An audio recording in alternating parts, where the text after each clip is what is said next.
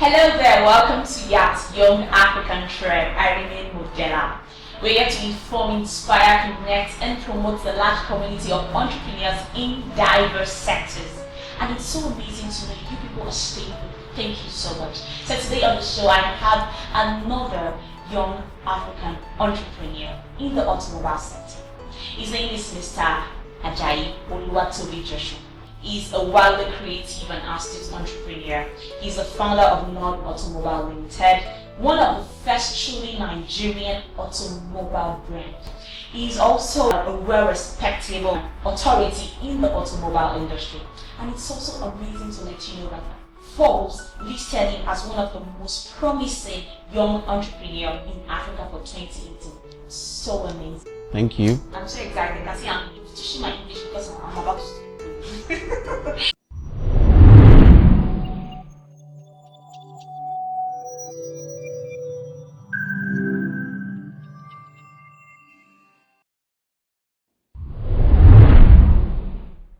except from what I've said, let's get to know all the things about you. I think you said a couple of them.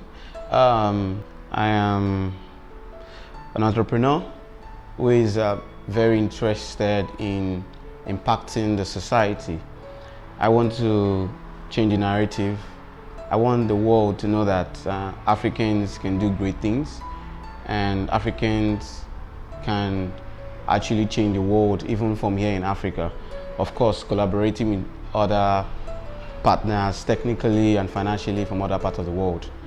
And I am the firstborn of my family. I attended military schools from primary school to secondary school, Nigerian Navy Primary School, Nigerian Navy Secondary School. I attended Olabisi University and also the Lagos Business School, the prestigious Lagos Business School. And I really want to start a system where African entrepreneurs will be able to provide solutions that everybody in the world can benefit from. And that's what I want to try and do. And I want to do this so that in 500 years from now, just as people remember Daimler and people remember Ford, people will remember that, oh, a certain man, OLUWATOBI Ajayi, lived. Thank you very much. Something I don't know. Okay, now let's delve into your startup story. How did it all begin for you? So where it started for me, NYSC happened. I came to Lagos. I served in Lagos. I served at West Associate Limited, Mercedes-Benz Nigeria, and I think I learned a lot from there. And the management really loved me. And just a few months after I got confirmed, because I got confirmed as a full staff after NYSC. A few months after I got confirmed, I was saddled with the responsibility of the van division. I was responsible for the whole Mercedes-Benz van division in Nigeria. And from selling very few units, we sold hundreds of units within 2 years. And after that, the opportunity came up for me to start an authorized dealer of Mercedes-Benz for the van division. I came up with different strategies, applied to Mercedes-Benz Nigeria. It was approved, and that's how we started Jet Van. So after Jet Van, I decided that, okay, you know what, why don't we start a truly Nigerian automobile brand? Somebody created Mercedes-Benz, somebody created Toyota, somebody created Ford, and all these people were alive just 100 years ago. So 100 years is not, so that means that there's something that is something we can do even in Africa. And luckily for me, now being around the world, I've seen that you can actually do these things if you really want to do it and you have the right backing technically and financially. So, and I think in a way I've been placed in places where I can tap from these resources and leverage on my contacts. So I spoke to a couple of people, and some agreed, some didn't agree with me. Actually, most of them didn't agree with me. And I went outside Nigeria, of course, got some partners. We came to Nigeria and we started assembling vehicles in the name of Nord that I formed myself. Awesome. Now, before we go into the kind of vehicles you actually make, what's in your opinion is the best thing creating non-automobiles? The best thing creating Nord is the feeling I get that an African company, a Nigerian company, can actually create our own automobile brand, can actually assemble our own vehicles, not in somebody else's name, but in a name that Nigerians designed, Nigerians created, and have been sold to Nigerians for a start. So that it gives me so much joy, because a lot of times when I even go outside Nigeria for some conference, auto conferences or so, and I tell people I have an auto brand, they are both surprised and happy, you know, which is very good for me. It gives me so much satisfaction actually. So now let's talk about those vehicles non-automobiles create. What kind of vehicles are they? Okay, we have vehicles in all segments, both the commercial vehicle segment and the passenger car segment. But at the moment, we're just about a year old. The company has a strategy to go for the commercial vehicle segment now, because it is easier to explain to a business owner why they need to buy this vehicle, this very good vehicle that will offer you a lower total cost of ownership, that will offer you the same warranty the top brands are offering you, that will offer you the quality the other brands are offering you at a better price. It's easier to explain to a commercial business owner that who uses a commercial vehicle like a bus or a truck or a pickup than to explain to somebody who wants to buy it for himself, an SUV for himself, an SUV for his wife or family, you know. So selling commercial vehicles, passenger cars, is a little bit more emotional than logical. You have to, the numbers don't play here, you know. But for commercial vehicles, the numbers play. They want to see how this vehicle is going to be a better investment for me over a period of time versus this other vehicle. And at Nord, that's what we do excellently well. We are able to show customers that our vehicles are better, not just on the road, but also in the books over a long time. Okay, now we'll take a quick break until then see if we can touch that.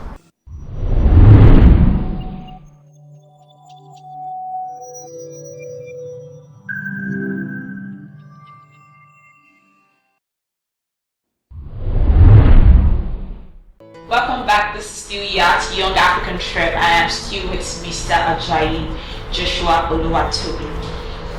How is it so far? Hope you know. No, it's tense. You know, no, we're used to this. You know, how we intend to change the narrative in Africa, how we need the people to support African brands and what Africans are doing, starting with Alhaji Dangote and the rest. So it's good. Thank you very much. About your company's culture. How would you describe your company's culture? The company culture is very, very important to me. So when we're recruiting, it's something that I take seriously. Number one is the integrity. We take integrity very seriously. I know we live in a culture or in a country where integrity is not really, it's watered down, but in this company, we take it seriously and do things the right way. We don't cut corners, and we're straightforward. Another thing is this teamwork. We ensure that no matter how brilliant you are, no matter how good you think you are, you need to work with people. You need to work with a team. Customer satisfaction is very, very key. Everybody knows this, from the front desk to the sales team, it's even the accounts. Everybody understands that we have to satisfy the customer first. It is when your customers are satisfied, you can even make more money, or you can even make money. But customers have to be satisfied. That's very key. So let's talk about the biggest challenge you've had to face, or probably you're facing currently. Doing business in Nigeria and sub-Saharan Africa is very, very challenging. And probably other parts of the world. I've not done business in other parts of the world, but I'll talk about doing business here in Nigeria. It's very challenging. So it's not just, I wouldn't say just one. But to answer your question, the most challenging is raising capital. It's very, very difficult. Availability of finance is the major problem that I faced. But I think the other very serious problems that I think deserves to be mentioned. Lack of technical partners. The unavailability of businesses like mine in my industry to get the right partners locally. I'll be honest with you. About 95%, if not more, of our components are sourced from Europe and Asia, outside Nigeria. More than 95%. We have less than 5% of the components from Nigeria. It's not something I'm happy about, but that's what we have at the moment. I have customers to meet their demands, to make them satisfied. I have a company that I'm responsible to make profitable. We have to supply the market with vehicles that are durable, that are good enough. And unfortunately we cannot really get those things in Nigeria. So I have to go outside. That's the problem. So, but it's a problem for me because I would love to have maybe as much as 50% of my components from Nigeria, but I can't get that now, and it gives me a lot of headache. So, and another problem that I think deserves to be mentioned, the infrastructure deficit. We don't have good roads. We don't have a well-functioning port systems. Your container gets to the port, it takes you time to clear them, and power is also a problem. Even though, you can say that we are solving those issues because most people provide themselves power. We have our generator, and we're fine with it. We already put all the costs into our business model, and we're okay with it. We're even profitable with it. But I think that as business people, as entrepreneurs, we would make more profit. We'll become a lot more efficient if power is sorted. So I think these are some of the problems that we have. But the most important is raising capital. That's it. I like the fact that you mentioned capital as one of the first problems, because a lot of entrepreneurs, especially who feel they are good, like capital could be the problem. But I like the fact that you mentioned capital, and before you brought about the technical problem, the power, the port, and all that. So how were you able to tackle some of this? I don't know if you're still tackling that. So my question is, how were you able to tackle most of this? Okay. Overcoming obstacles is part of being an entrepreneur. If you wanted the easy way, then go and get a paid employment. You probably even make a lot of more money. But true entrepreneurs are people who are willing to overcome obstacles in any form, ethically, legally, to make life better for not just themselves, but everybody around them. So, it was just a thing of, how do I solve this problem? I already identified that it's a problem, so how do I solve the problem? For finance, what I had to do was prove that the concept works. There's a lot of money in the world. People have money and they want to make money. So all you need to do is prove to them that this will make them money. So that's what I've done. The banks are supporting me. I don't know if I should mention them, but a couple of Nigerian banks are supporting me, and I thank them for it. And how I got them to support me was, I was able to use family and friends' money first to prove that this concept works. And after they saw that it worked, they jumped in. Generally, it's something entrepreneurs can overcome if they are diligent, if they are disciplined, You know, even though you have millions or billions in your account, you know that you have creditors to pay back, you have investors that you are responsible for, and you have to just be good. Okay, now we'll take a quick break until then say for the touchdown.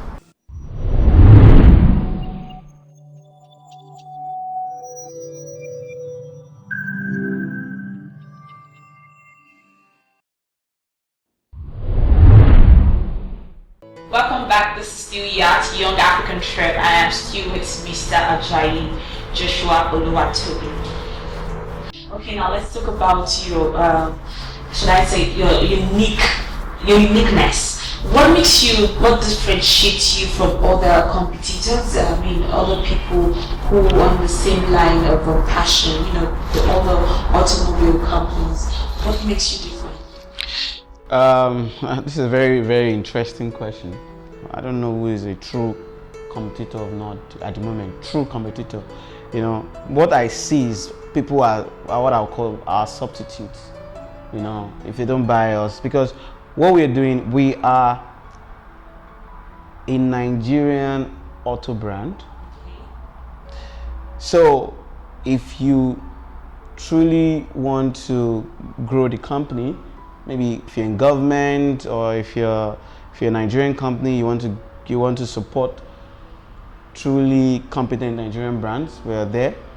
And we are also providing world-class vehicles with world-class warranty, with world-class after-sales service, with service stations nationwide. So we're not just going to sell vehicles to you or abandon you. So, and we also have a price that is almost unbeatable. A world-class unbeatable. You know, our process is very, very lean. A very lean structure which ensures that the price of the vehicles are lower. So, what makes us unique is a combination of all these key factors, which is unbeatable price, world-class quality that can compete with any of them, world-class warranty, and a nationwide after-sales service. So everybody offers this, but nobody offers all. And the Nigerian brand, made, designed, and assembled by Nigerians in Nigeria. So 5 of them. I don't know of any company in Nigeria at the moment. You can, if I'm wrong, tell me, that would give you all 5. Some can give you 4, but not all will give you these 5 I mentioned. A lot of people would like to know how you actually went through some low points, and it's really reassuring that, you know, you're still here. What would you say to people? As an entrepreneur, my lowest point actually happened last year. It's very funny, right? Because a lot of my friends actually think last year was my best year, but for me, it was a year where I had to either come out of the fire refined or born. Awesome. So, having heard all those low points, what advice would you give to people who look up to you, people who find themselves in the same low points? What advice would you give to them? For those in their low point, I think number 1, keep it together. Don't lose focus. Don't ask for pity, because even those who want to help you are looking for ways to gain something. Maybe not monetary, but something in return. And number 2 is go back to the drawing board. Maybe even start small again. Start very small. Sometimes as entrepreneurs, we have the tendency to have a bit of ego. It's good. It's one of the reasons why you can be successful as an entrepreneur. But to be an entrepreneur also, you have to be smart, which means that you have to know when something that used to be a push becomes a drawback. So you have to realize that and adjust. So sit back, tell yourself the truth. This is who I am, this is what I'm going through, and act accordingly. And with time, consistency is a very powerful thing, very more powerful than people talk about. With time, things will fall in place, businesses will come in. Talk to one or two people who you think can genuinely help you, ask for help, tell them what you're going to give them in return, you know, and I think with time everything would fall in place. Okay, now I need to ask you, did you ever wake up one day ever since you started that I want to quit, I'm done? Have you ever thought of quitting? Well, I won't say so many times, not so many times, but of course, yes, a few times, a lot of times I've thought about even leaving Nigeria. Just disappear and move on, go to one of these Western countries and, you know, start my life again or something. Because yes, a lot of times you just get frustrated, you even wonder what you're doing, why are you even in this business. If you're truly an entrepreneur, you truly want to be impactful while making money through it, once in a while you would remember why you're there, and it would always cover up for any disappointment or any doubt that you have. So I need to ask you, a lot of people see entrepreneurship as making money. How would you describe entrepreneurship? Getting married is not about having children alone, or eating food is not about being filled up. You know, so nothing in life is just one-sided.